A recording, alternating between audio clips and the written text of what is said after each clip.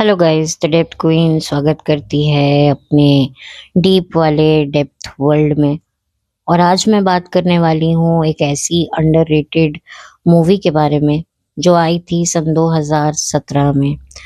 And trust me, मुझे ये film देखकर बहुत ही अफसोस हुआ, क्योंकि अगर ये फिल्म 2020 में 20 में तो खैर सब सिनेमा हॉल बंद थे। अगर ये अभी भी कहीं पर रिलीज होती तो यकीनन इस मूवी को एक बार तो पब्लिक जाकर देखती, क्योंकि जिस तरीके का आप कह सकते हैं आज जो पब्लिक का नजरिया है, आज की तारीख के जो लोग हैं, उनको जिस तरीके का काम देखना है, जिस तरह के टैलेंट को वो सपोर्ट कर रहे हैं, तो उस तरीके से तो मैं कहूँगी कि ये मूवी अगर रिलीज होती तो एक बार तो इसको एक अच्छा खासा पब्लिक से रिस्पांस मिलता। बट अनफॉर्चुनेटली ये उस वक्त रिलीज हुई सन 2017 में, जब लोग बड़े बड़े एक्टर्स की फिल्में देखना ही पसंद करते थे। ओंगी बोंगी सी फिल्मों के मतलब इतने कलेक्शंस दिखाए जाते थे, मतलब 600 करोड़ 800 करोड़ कलेक्शन हो गए। तो ऐसे में ऐसी अच्छी बेहतरीन फिल्म किसी ने भी नहीं देखी, और यही वजह है कि आज ये फिल्म मैंने जब यूट्यूब पर देखी तो मुझे बहुत ज़्यादा अफसोस हुआ। खैर एनीवे, अब मैं क्या कह सकती हूँ, लेकिन अब मैंने सोचा है कि मैं इस फिल्म के बारे में मैं इस वजह से भी बात कर रही हूँ कि जिन जिन लोगों ने उस वक्त इस फिल्म को नहीं देखा, ये हो सकता है बहुत से लोगों ने अभी हाल फिलहाल सोशल मीडिया पर इस फिल्म के बारे में सुना हो। तो मैंने भी सुना था, तो मैंने सोचा कि देखी जाए ये मूवी, क्योंकि अब मेरा काम भी है। तो मैंने सोचा कि चलो इस मूवी को चल के देखते हैं यूट्यूब पर। और जब मैंने सर्च की तो मुझे मिल गई, और जब मैंने देखी तब मुझे समझ में आया कि वाकई वाकई जो लोग इस मूवी का जिक्र कर रहे थे सोशल मीडिया पे, वो बिल्कुल सही कर रहे थे। और अफसोस हुआ मुझे फिल्म की पूरी कास्ट को लेकर, टेक्नीशियंस को लेकर, कि ये फिल्म अगर अब के टाइम में आती तो डेफिनेटली इसको एक बहुत अच्छा रिस्पांस मिल सकता था। पर ठीक है, जब जागो तभी सवेरा। और इसी वजह से मैंने सोचा कि इसके ऊपर बात की जाए, और आप लोगों को मैं हाईली रिकमेंड करूंगी कि एटलीस्ट एक बार तो इस मूवी को जाकर ज़रूर देखिएगा। और सहर्ष कुमार शुक्ला इस मूवी के हीरो है, और एक तरीके से बहुत ही ज़बरदस्त काम किया है उन्होंने। सहर्ष जो हैं इससे पहले काफ़ी फ़िल्मों में काम कर चुके हैं, और आप लोगों को मैं बता दूं कि एक बहुत ही पॉपुलर मूवी छिछोरे में भी ये काम कर चुके हैं। तो ऐसा नहीं है कि इनको कोई जानता नहीं था, पहचानता नहीं था, इन्होंने बड़ा कोई काम किया नहीं है, लेकिन बड़ी फ़िल्मों में अहम भूमिका निभाने वाले किरदारों को जब मौका मिलता है कुछ अपनी क्रेडिबिलिटी सिंगल हैंडेडली दिखाने का, तो उनकी फ़िल्मों को कोई नहीं देखता। हाँ, अगर वो किसी बड़े आर्टिस्ट के साथ होते हैं तब जो है उनके काम को एप्रिशिएट ज़रूर किया जाता है, उनको थोड़ा बहुत काम मिल भी जाता है, लेकिन वैसी वाली पीआर उनको नहीं मिलती जैसी कि ये बड़े स्टार्स को मिलती है। क्योंकि ये वो टाइम था सन 2017 का, जब पीआर वाले जो एक्टर्स होते थे वो ज़्यादा लोग देखना पसंद करते थे। जेन्युइन एक्टर्स को इतनी पॉपुलैरिटी इतना कोई देखना नहीं चाहता था। वो तो 2020 में जब एक ऐसी क्रांति जागी, तब ऑडियंस को समझ में आया पीआर आर्टिस्ट और जेन्युइन आर्टिस्ट के बीच का फ़र्क ये करना सीखी। तब पब्लिक को समझ में आया कि हमें क्या देखना है और क्या नहीं देखना है। तो ठीक है, चलिए अब जब समझ में आ गया है तो हम फिल्म की कहानी के बारे में बात करें। तो फिल्म की कहानी एक ऑटो चलाने वाले मिडिल क्लास, मतलब मिडिल से भी आप सोचिए कि बहुत ही साधारण परिवार का ये लड़का है जो ऑटो चलाता है, और रोज न जाने कितने टेढ़े जटिल पैसेंजर्स को वो डील करता है। कुछ अच्छे, कुछ बुरे, तो कुछ बहुत ही बुरे, कुछ व्यापारी तो कुछ मक्कारी लोगों को वो हैंडल करता है। और चौल में रहता है, एक कमरे में उसके माता पिता है और वो रहता है, और फिर माता पिता करते हैं उसकी शादी, और शादी हो जाती है, और फिर वहीं से सारी सिचुएशन बदलने लगती है, क्योंकि जैसे ही बहू एंटर करती है, एक तरीके से गृह प्रवेश करती है, तभी बहू को घर के कामों में उलझा दिया जाता है सास के द्वारा, और ये देखकर पति को गुस्सा आ जाता है। लेकिन वही वाली बात है कि हमारे यहाँ पर अगर पति पत्नी के लिए स्टैंड लेता है तो उसको जोरू का गुलाम कहकर उसका मुंह बंद करा दिया जाता है। लेकिन वही जोरू का गुलाम बोलने वाली माँ खुद भी तो अपने पति का इतने सालों से मुंह बंद करा के बैठी है। क्या पति की जो माँ थी, क्या उसका दिल नहीं जलता था कि मेरे बेटे की तो जबानी बंद करवा दी है इस लड़की ने, जब से ये शादी करके आई है मेरे बेटे को तो कुछ बोलने नहीं देती। तब क्या था? यही तो बात होती है कि हमेशा एक औरत अपने मर्द को अपने अकॉर्डिंगली डील करना चाहती है, लेकिन जब उसके बेटे को उसकी बीवी अपने अकॉर्डिंगली डील करना चाहती है तो माँ को तकलीफ होती है। अब आप देखिए ना कि एक माँ को कितनी खुशी होती है कि उसकी बेटी अलग घर में रह रही है, सास ससुर की कोई सेवा नहीं है, आज़ादी से रह रही है, कोई रिस्पॉन्सिबिलिटी नहीं है। लेकिन अगर बहू घर की अलग रहने की बात कर दे तो सास के पेट का पानी हिल जाता है। उनको लगता है अरे बहू ने तो आते ही घर में दीवार खींच दी। लेकिन वो ये भूल गई कि वो भी तो अपनी बेटी को अलग घर रहने की सलाह रोज दे रही हैं।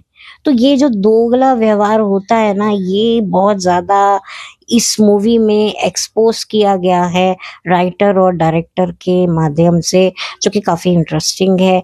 और अब क्या होता है कि छोटा सा एक कमरा है, चौल है, तो अब पति पत्नी अरेंज मैरिज हुई है, तो पति अच्छा है, और जाहिर सी बात है नई नई शादी होती है तो अट्रैक्शन होता है, इन्फैचुएशन होता है। लेकिन उस अट्रैक्शन और इन्फैचुएशन को एक्सप्रेस करने के लिए प्राइवेसी कहाँ है? तो उस प्राइवेसी की जद्दोजहद चल ही रही होती है कि इस प्राइवेसी में और चार चांद लगाने के लिए आ जाती हैं हीरो की बहन अपने ससुराल से झगड़ कर। तो भाई कहते हैं ना, तीन तिगाड़ा काम बिगाड़ा। तो यहाँ माँ बाप और बहन एक साथ एक ही छत के नीचे, और नया नवेला जोड़ा, तो आप सोचिए कितनी तकलीफ होगी। तो वो तकलीफों से कैसे निजात पाई जाती है, क्या हमारे हीरो को अपनी हीरोइन के साथ प्राइवेसी मिल पाती है, ये सारी बातें अगर आपको जाननी है तो वो आप जान तभी पाएंगे जब आप इस मूवी को यूट्यूब पर जाकर देखेंगे। खैर, ये तो मैंने कहानी बता दी।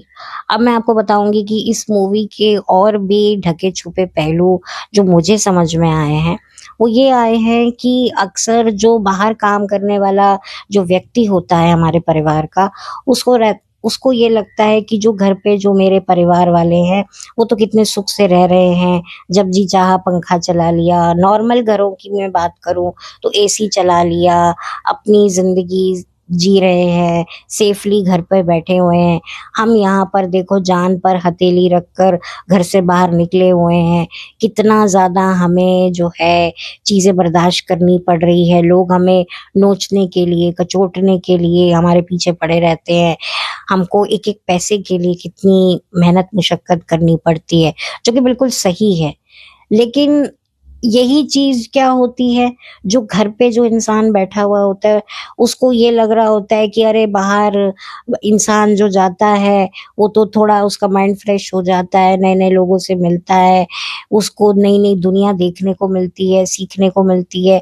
हमें क्या, चार दीवारी में हम सुबह हमारी दो सुबह दिन शुरू होता है और फिर रात भी खत्म हो जाती है। हम तो कैदियों की तरह जिंदगी जी रहे हैं, सोने के पिंजरे में जी रहे हैं। और फिर उसके बाद जो थका हुआ व्यक्ति घर में आता है तो ये एक्सपेक्ट करता है कि जो घर में रहने वाला व्यक्ति है वो मेरी बात सुने परिवार का, और जो घर पे रहने वाला सदस्य है वो ये एक्सपेक्ट करता है कि घर पे जो सारा दिन मेरे साथ जो घुटन में मैं जिया हूँ, उस घुटन को मैं बाहर से आने वाले घर के सदस्य के साथ शेयर करूं। और जब दोनों ही शेयर करने जाते हैं तो दोनों का ही दिमाग एक दूसरे की बात सुनने को तैयार नहीं होता।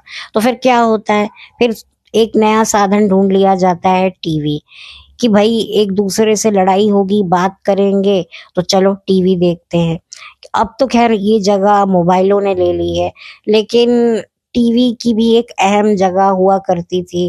पहले तो लोग बैठकर टीवी सारा-सारा दिन देखा करते थे और टीवी ही देखकर उनकी दिनचर्या कट जाती थी। तो ये ऐसा ही सिचुएशन लोगों ने इस मूवी में भी आपको देखने को मिलेंगी कि लोगों को लगता है चलो फैमिली का मतलब साथ में बैठकर टीवी देखना होता है। फैमिली का मतलब ये होता है कि भई फैमिली एक नंबर की तरह नहीं होती है। फैमिली में लोग जो है फैमिली को एक नंबर की तरह देखते हैं और जितनी फैमिली में ज़्यादा लोग होंगे उतनी फैमिली बड़ी होगी और हमारा रौब बढ़ेगा सोसाइटी में।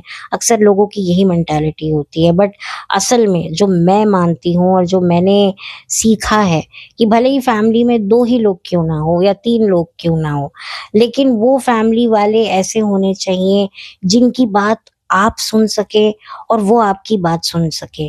उनको आपके साथ बात करना अच्छा लगता हो और आपको उनके साथ बात करना अच्छा लगता हो। तभी एक तरीके से एक हेल्दी रिलेशनशिप डेवलप होता है। नहीं तो आज की तारीख में लोग बैठे तो एक साथ होते हैं, लेकिन सबके हाथ में अपने-अपने मोबाइल होते हैं और मोबाइल में चल रहा होता है किसी का यूट्यूब, किसी का इंस्टाग्राम, तो किसी का कोई ओटीटी प्लेटफ़ॉर्म। तो ये नहीं होना चाहिए। तो इसी वजह से जो है इस फ़िल्म में कुछ चीज़ें, कुछ ऐसे मैसेजेस इसी वजह से दिए गए हैं कि भले ही 2 लोग भी एक-दूसरे से बात करें, परिवार में अगर 2 लोग भी हैं तो भी एक-दूसरे से बात करें और जब बात करें तो बेझिझक होकर बात करें। ये ना सोचे कि इंसान मुझे जज कर रहा है।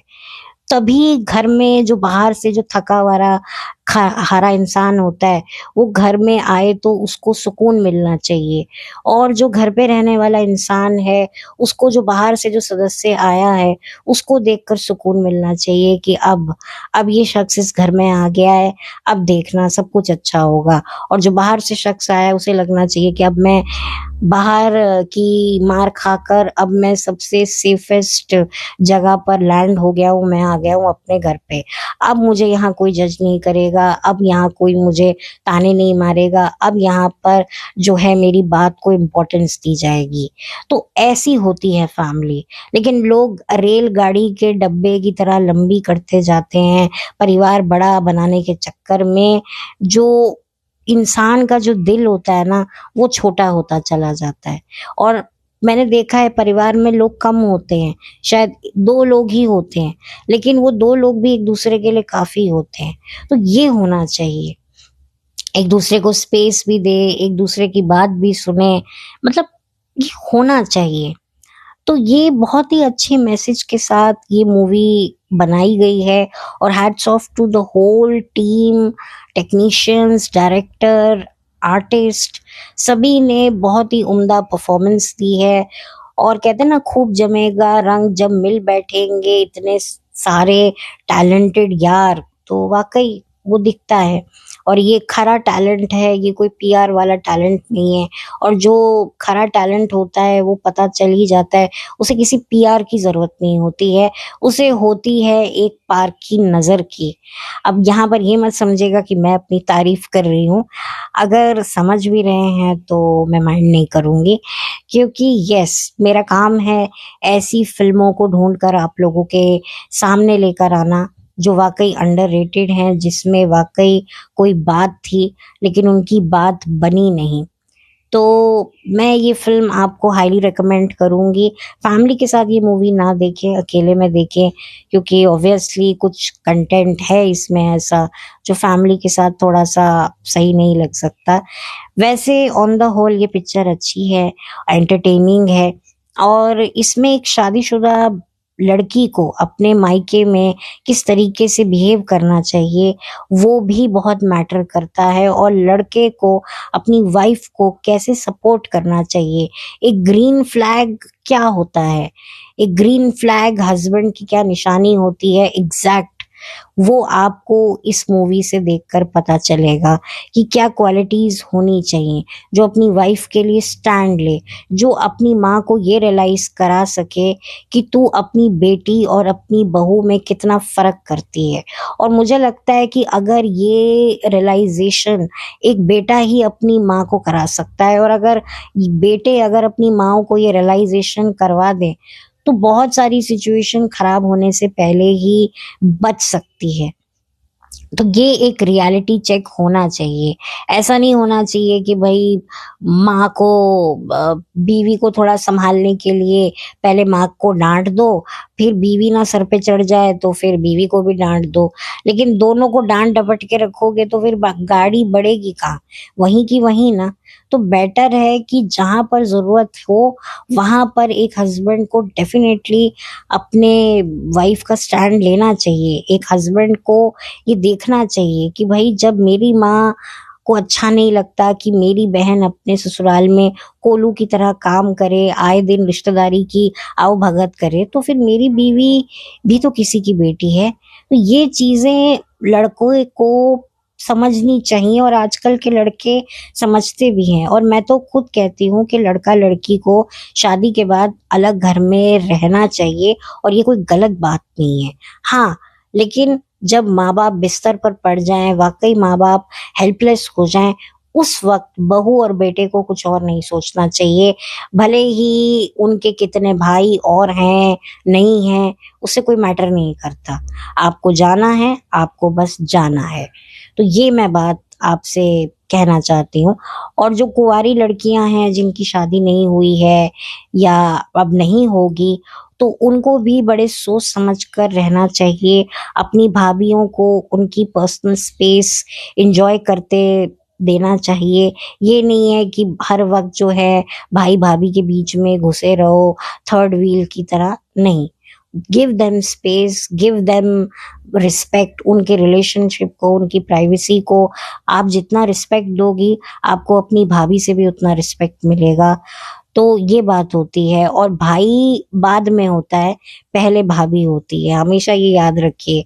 जितना आप अगर अपनी भाभी को रिस्पेक्ट देंगे, तो भाभी फिर कभी भी माइंड नहीं करेगी कि आपका भाई आपकी मुश्किल वक्त में आपका साथ दे रहा है। क्योंकि अक्सर क्या होता है, जो भाभियां होती हैं उनको इस बात की दिक्कत होती है कि मुझे तो तुम्हारी बहन पूछती नहीं है, तो मैं फोन कर करके काम में लगाई रखती है, चाहे वो कुंवारी हो चाहे शादीशुदा हो। तो जब शादी हो जाती है एक भाई की, तो भाई को अंदर से पराया मान लो तो बहुत अच्छी बात है। और इसमें पराया मानने में कोई गलती भी नहीं है।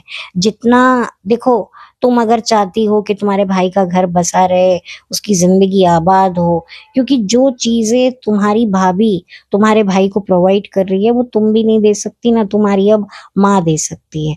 तो बेटर है कि उसकी नीड्स की रिस्पेक्ट करो, और जो उसकी नीड्स को पूरा कर रही है उसकी रिस्पेक्ट करो। तो ये बातें आपको इस मूवी में देखने को मिलेंगी। मैं और ज़्यादा डीप डिटेल में नहीं जाऊंगी, क्योंकि मैं नहीं चाहती कि किसी भी तरह से मैं आप लोगों का जो है वो मज़ा ख़राब करूं। मैं चाहती हूँ कि ये मूवी आप देखें, एंजॉय करें, और रिलेशनशिप्स को किस तरीके से, कितनी मैच्योरिटी के साथ हैंडल करना चाहिए, और कितनी उसमें जो है आपको पेशेंस रखनी चाहिए, ये सारी बातें आपको इस मूवी में देखने को मिलेंगी। हो सकता है आपने मूवी अब तक देख ली हो या नहीं देखी हो। अगर देख ली है तो भी आप बताइएगा आपको कैसी लगी, नहीं देखी है तो भी बताइएगा। और मेरे चैनल पर नए हैं तो सब्सक्राइब कीजिए, वीडियो को लाइक कीजिए। अगर ये मेरा वीडियो किसी और के साथ शेयर करने लायक लगता है तो ज़रूर कीजिए, मुझे कोई एतराज़ नहीं है। और मैं आगे भी दोबारा आती रहूँगी आप लोगों के लिए नई नई वीडियोस लेकर, नया नया कंटेंट लेकर। तो इसी के साथ चलती हूँ, लौट कर मिलती हूँ। Have a blessed day, thank you so much. और पता नहीं मैंने इस मूवी का नाम बताया या नहीं बताया है, लव एंड शुक्ला है इस मूवी का नाम। अगर मैंने पता नहीं बताया नहीं बताया, क्योंकि एक बार मैं शुरू हो जाती हूँ तो शुरू ही हो जाती हूँ। तो मुझे याद नहीं रहता है कि मैंने बोला है या नहीं बोला है। सॉरी अगर मैंने स्टार्टिंग में नाम नहीं बोला होगा। चलो इसी बहाने मेरी वीडियो पूरी सुन लीजिएगा। और एंड में लव एंड शुक्ला करके टाइटल है, इसको आप सर्च कर सकते हैं, नहीं तो मैं इसका लिंक डिस्क्रिप्शन बॉक्स में डाल दूंगी। आप लोगों को फिर ज़्यादा मुशक्कत नहीं करनी पड़ेगी इसे ढूँढने में। तो मैं भी चाहती हूँ कि आपका समय जो है वो बर्बाद ना हो और जल्द से जल्द आप इस मूवी को देखें और अपने ओपिनियन बताएँ। और hats off to whole team. और बहुत ही अच्छी मूवी है, अंडररेटेड मूवी है। और इस अंडररेटेड मूवी को आप लोग देखें, एप्रिशिएट करें कि कितनी मेहनत से एक इंसान की ज़िंदगी कैसी होती है। मतलब कितनी टफ लाइफ होती है। जो घर पर रहकर घर संभालते हैं उनकी लाइफ तो टफ होती ही होती है, मैं उसको टफ नहीं मानती। और जो बाहर रहते हैं उनको क्या सिचुएशन फेस करनी पड़ती है, कैसे वो उससे निकलते हैं, ये चीज़ें भी आपको इस मूवी के माध्यम से देखने को मिल जाएंगी। तो जाते जाते मुझे याद आया तो मैंने सोचा कि एक बार ये अपनी बात आप लोगों से कह दूं। और माफ़ी अगर मैंने कुछ आपको बातें मेरी अच्छी नहीं लगी हों, लेकिन मुझे नहीं लगता कि मैंने कुछ ऐसा कहा है जो मैंने गलत कहा है। ठीक है, अब ज़माना बदल गया है, लेकिन आज भी कई घरों में माँ-बहन को लेकर पति-पत्नी के बीच में झगड़े होते हैं। और कुछ कपल्स तो मैंने ऐसे देखे हैं जिनके बीच में पर्सनली कोई इश्यू नहीं होता, सिर्फ़ इश्यू होता है तो माँ और बहन का। तो ये लड़के को भी ये बात सोचनी चाहिए कि अब मैं जब शादी कर रहा हूँ, तो फिर मुझे कितने मतलब प्रतिशत अपने रिलेशनशिप को कितना बैलेंस करके रखना है और कितना ज़रूरत पड़ने पर किस रिलेशन को मुझे सपोर्ट करना है। ये तो एक लड़के की मैच्योरिटी पर भी निर्भर करता है। एंड ऑफ कोर्स लड़की का भी एक रोल होता है और लड़के की बहन का तो एक रोल होता ही होता है। और क्या रोल होता है इसके बारे में मैंने थोड़ी बहुत बात कर ही ली है, बाकी आपको ये मूवी देखकर समझ में आ ही जाएगा। और माताजियों से तो मैं यही कहूँगी कि भई अगर आपको अपने बेटे को ममाज़ बॉय बना के रखना है तो फिर उनकी शादी मत करो। अगर आपको उनको मर्द बनाना है, उन्हें एक बच्चे का बाप बनाना है, अपना परिवार आगे बढ़ाना है, उनकी शादी करवानी है, समाज में सास का दर्जा लेना है, तो थोड़ा उनको फ्री हैंड करना पड़ेगा। अपनी बीवी के साथ उनको प्राइवेट स्पेस आपको देना पड़ेगा। ये नहीं है कि भई मुझे प्राइवेट स्पेस मेरी सास ने नहीं दिया तो मैं भी नहीं दूंगी, क्योंकि कई सासें ना अपनी बहुओं को ही सुनाती हैं कि लो तुम्हारा पति तुम्हें पिक्चर लेके जा रहा है, हमारा पति तो आज तक हमें लेकर नहीं गया। तो फिर बहुएं भी आगे से बोलती हैं भाई तुम्हारा पति नहीं लेके गया, हमारा लेकर जाता है, हमारा नसीब। कुछ सासें सुना भी देती हैं। तो ये सासू जियों को भी समझना चाहिए कि भाई जैसा जमाना वैसा फसाना। तो ये आपसी समझ होनी चाहिए, दिल बड़े रखने का भी एक होता है जिगरा, जो कभी-कभी औरतें नहीं रख पाती हैं। वैसे तो बहुत चीज़ों में वो अपना जिगरा दिखा देती हैं, लेकिन जब उनकी ममता का ये कहते हैं ना उनको शेयर करनी पड़ती है, तो फिर उनके मन बहुत संकुचित हो जाते हैं। ख़ास तौर पे अपने बेटे को जब वो अपनी बहू के साथ शेयर करती हैं, जबकि वो भूल जाती हैं कि उनकी बेटी भी उनके दामाद को जो है शेयर कर रही है अपनी माँ के साथ। तो ये होता है। वहाँ पर तो तू अपनी सास को ऐसे सुना दियो, ऐसे कर दियो, और जब खुद की बहू सुनाती है, तेरी माँ ने तुझे कुछ सिखाया नहीं है। भई सासू जी, आप पहले अपनी बेटी को क्या सिखा रही थी? हैं? आप तो अपनी बेटी को सास से लड़ना सिखाती हो और यहाँ अपनी बहू को तुम तमीज़ में रहना सिखा रही हो। पहले अपनी बेटी को तमीज़ में रहना सिखाओ। तो बस ये बातें थीं और ये बातें तो चलती रहेंगी, बातें तो कभी रुकेंगे नहीं और ना ही आपकी डेप्थ क्वीन का मुँह रुकता है। तो अब मुझे अपना ये मुँह रोकना है और बहुत जल्दी अब आपसे दोबारा मिलना है, क्योंकि ये वीडियो रुकेगा तो फिर नया वीडियो आएगा। तो इसी के साथ थैंक यू सो मच।